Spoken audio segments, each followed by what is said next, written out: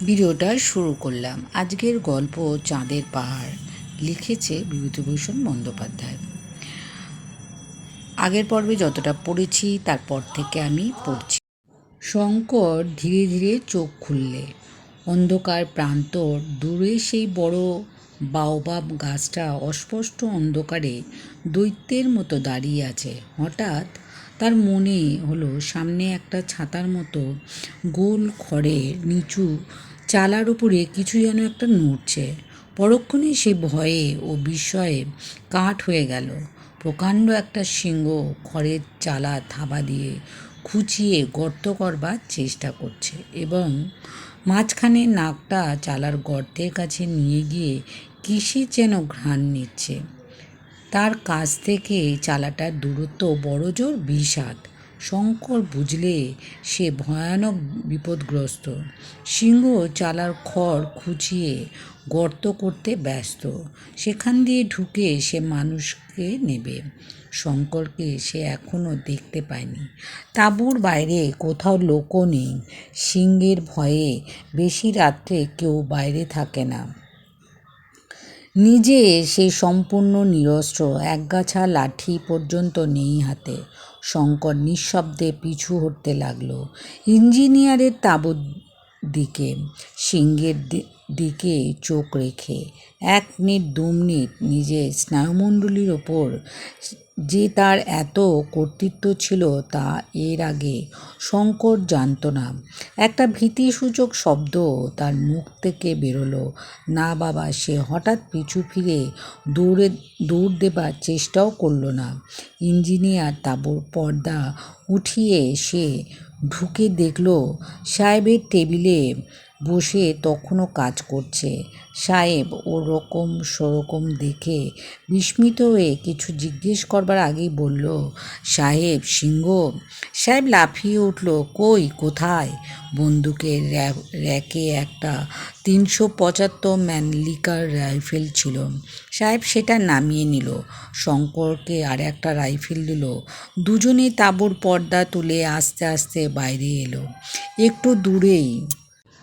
একটু দূরেই কুলি লাইনে সেই গোল চালা, কিন্তু চালার ওপর কোথায় সিংহ? শঙ্কর আঙুল দিয়ে দেখিয়ে বললে, এইমাত্র দেখে গেলাম স্যার, ওই চালার ওপর সিংহ থাবা দিয়ে খড় খোঁচাচ্ছে। সাহেব বলল, পালিয়েছে? জাগাও সবাইকে।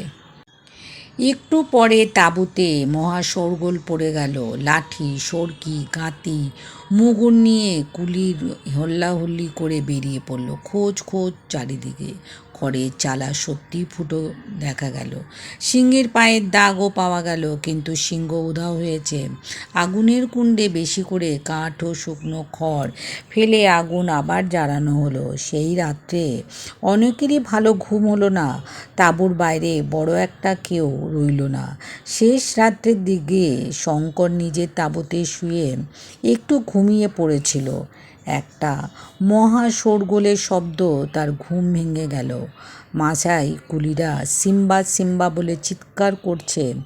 2 বার বন্দুকের আওয়াজ হলো। শঙ্কর তাঁবুর বাইরে এসে ব্যাপার জিজ্ঞেস করে জানলে সিংহ এসে আস্তাবলে একটা ভারবাহী অশ্বত্থরও জখম দিয়েছে এই মাত্র। সবাই শেষ রাত্রে একটু ঝিমিয়ে পড়েছে, আর সেই সময় এই কাণ্ড। পরদিন সন্ধ্যার ঝোঁকে একটা ছোকরা কুলি তাঁবু থেকে 100 হাতের মধ্যে সিংহ নিয়ে গেল। দিন 4 পর আরেকটা কুলিকে নিল বাওবাব গাছটা তলা থেকে। কুলিরা কেউ আর কাজ করতে চায় না। লম্বা লাইনে গাতিওয়ালা কুলিদের অনেক সময় খুব ছোট দলে ভাগ হয়ে কাজ করতে হয়। তারা তাঁবু ছেড়ে দিনের বেলাতে বেশি দূর যেতে চায় না। তাঁবুর মধ্যে থাকা রাত্রে নিরাপদ নয়। সকলের মনে ভয়, প্রত্যেকের ভাবে এইভাবে তারা পালা কাকে কখন নেবে কিছু স্থিরতা নেই। এই অবস্থায় কাজ হয় না। কেবল মাসাই কুলির অবচল রইল, তার জমকেও ভয় করে না। তাঁবু থেকে 2 মাইল দূরে গাতির কাজ তারাই করে। সাহেব বন্দুক নিয়ে দিনের মধ্যে 4-5 বার তাদের দেখাশুনো করে আসে। কত নতুন ব্যবস্থা করা হলো, কিছুই সিংহের উপদ্রব কমল না। অত চেষ্টা করেও সিংহ শিকার করা গেল না। অনেকে বললে সিংহ একটা নয়, অনেকগুলো কটা মেরে ফেলা যাবে। সাহেব বললে মানুষ খেকো সিংহ বেশি থাকে না, এ একটা সিংহেরই কাজ। একদিন সাহেব শঙ্করকে ডেকে বলল, বন্দুকটা নিয়ে গাতিদার কুলিদের একবার দেখে আসতে। শঙ্কর বললে, সাহেব তোমার ম্যানলিকারটা দাও। সাহেব রাজি হলো। শঙ্কর বন্দুক নিয়ে একটা অশ্বতরে চড়ে রওনা হলো। তাঁবু থেকে মাইলখানেক দূরে এক জায়গায় একটা ছোট জলা। শঙ্কর দূর থেকে জলাটা যখন দেখতে পেয়েছে তখন বেলা প্রায় 3টে, কেউ কোনো দিকে নেই। রোদে ঝাঁঝ মাঠের মধ্যে তাপ তরঙ্গের সৃষ্টি করেছে। সাহেব রাজি। হঠাৎ অশ্বতর থমকে দাঁড়িয়ে গেল, আর কিছুতেই সেটা এগিয়ে যেতে চায় না। শঙ্করের মনে হলো জায়গাটার দিকে অশ্বতরটা ভয় পাচ্ছে। একটু পরে পাশের ঝোপে কি যেন একটা নড়ল, কিন্তু সেদিকে চেয়ে সে কিছু দেখতে পেল না। সে অশ্বতর থেকে নামল, তবু অশ্বতর নড়তে চায় না। হঠাৎ শঙ্করের শরীর যেন বিদ্যুৎ খেলে গেল। ঝোপের মধ্যে সিংহ তার জন্য বসে নেই তো।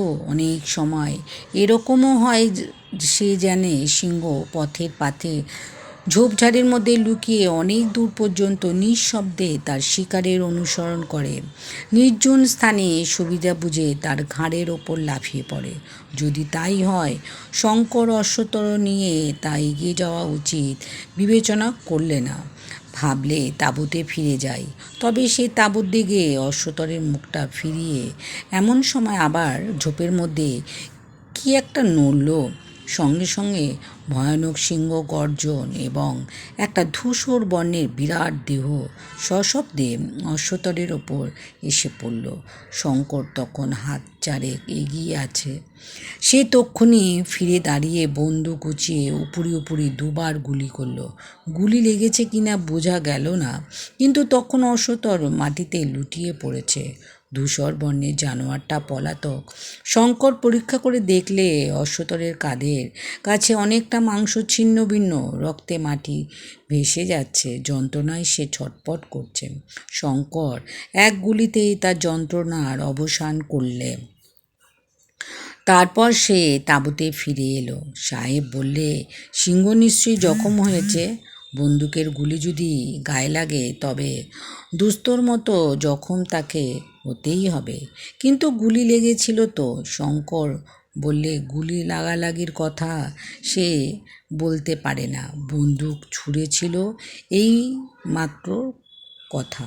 লোকজনে নিয়ে খোঁজাখুঁজি করে 2-3 দিনও কোনো আহত বা মৃত সিংহের সন্ধান কোথাও পাওয়া গেল না।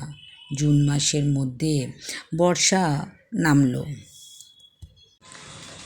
কতটা সিংহের উপদ্রবের জন্য, কতটা বা জলাভূমির সান্নিধ্যের জন্য জায়গাটা অস্বাস্থ্যকর হওয়ায় তাঁবুর ওখান থেকে উঠে গেল।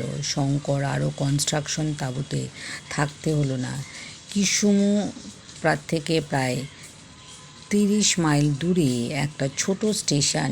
সে স্টেশন মাস্টারের কাছ থেকে জিনিসপত্র নিয়ে সেখানেই চলে গেল। নতুন পথ পেয়ে উৎফুল্ল মনে শঙ্কর যখন স্টেশনটাতে এসে নামল তখন বেলা 3টে হবে। স্টেশন ঘরটা খুব ছোট। মাটির প্ল্যাটফর্ম আর স্টেশন ঘরের আশেপাশে কাঁটা তারের বেড়া দিয়ে ঘেরা। স্টেশনের পেছনে তার থাকবার কোয়ার্টার। পায়রার খোপের মতো ছোট যে ট্রেনখানা তাকে বহন করে এনেছিল সেখানে কিসুমুর দিকে চলে গেল। শঙ্কর যেন অকুল সমুদ্রে পড়ল। এত নির্জন স্থান যে জীবনে কখনো কল্পনা করেননি। সেই স্টেশন, সেই একমাত্র কর্মচারী, একটা কুলি পর্যন্ত নেই। সেই কুলি, সেই পয়েন্টসম্যান, সেই সব। এই রকম ব্যবস্থার কারণ হচ্ছে এই যে এইসব স্টেশনে এখনও মোটে আয়কর নয়, এর অস্তিত্ব এখনও পরীক্ষার সাপেক্ষ। এদের পেছনে রেল কর্মী বেশি খরচ করতে রাজি নয়। একখানি ট্রেন সকালে, একখানি এই গেল, আর সারাদিনে ট্রেন নেই। সুতরাং তার হাতে প্রচুর অবসর আছে, চার্জ বুঝে নিতে হবে। এই একটু কাজ। আগে স্টেশন মাস্টারটি গুজরাটি, বেশি ইংরেজি জানে। সে নিজের হাতে চা করে নিয়ে এলো। চার্জ বোঝাবার বেশি কিছু নয়। গুজরাটি ভদ্রলোক তাকে পেয়ে খুব খুশি। ভাবে বোধ হলো সে কথা বলবার সঙ্গী পায়নি অনেক দিন। দুজনে প্ল্যাটফর্মে এদিক ওদিক পায়চারি করলো। শঙ্কর বললে, কাঁটাতারের বেড়া দিয়ে ঘেরা কেন? গুজরাটি ভদ্রলোক বললে, ও কিছু নয়, নির্জন জায়গা, তাই। শঙ্কর মনে হলো কি একটা কোথাও লোকটা গোপন করলো গেল।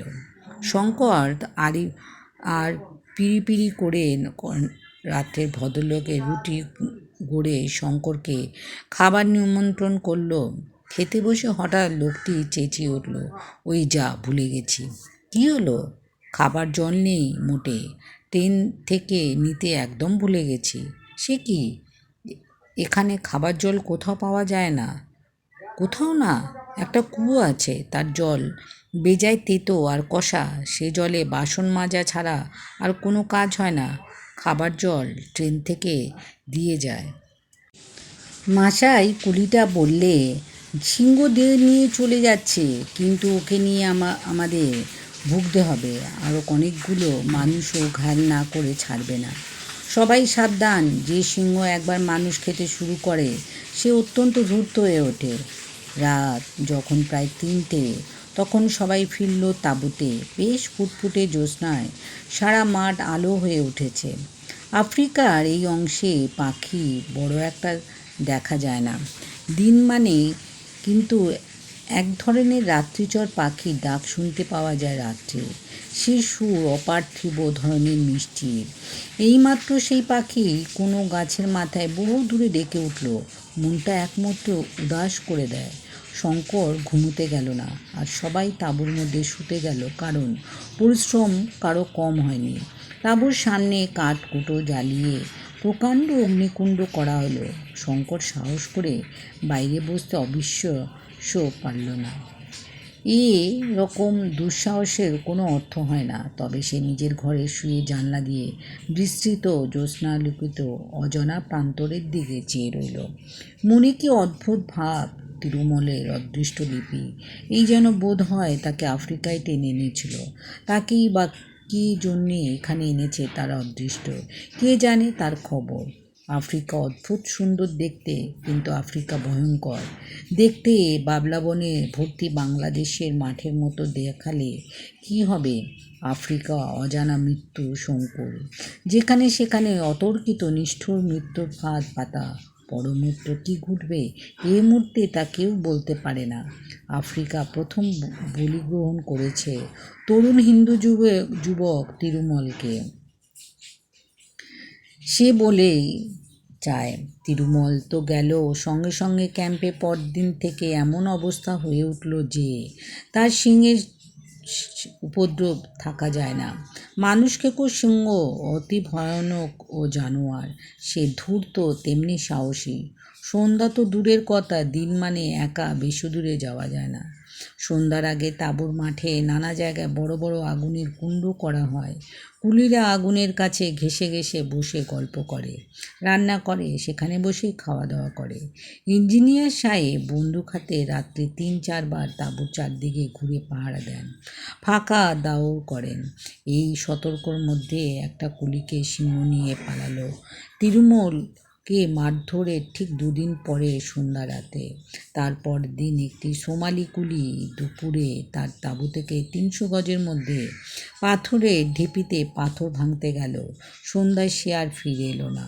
সেই রাত্রে রাত 10টার পরে শঙ্কর ইঞ্জিনিয়ার সাহেবের তাঁবু থেকে ফিরছে। লোকজন কেউ বড় একটা বাইরে নেই। সকাল সকাল যে যার ঘরে শুয়ে পড়ে। কেবল এখানে ওখানে 2-একটা নির্বাপিত প্রায় অগ্নিকুণ্ড। দূরে শিয়াল ডাকছে। শিয়ালের ডাক শুনে শঙ্করের মনে হয় সে বাংলাদেশের পাড়াগাঁয়ে আছে।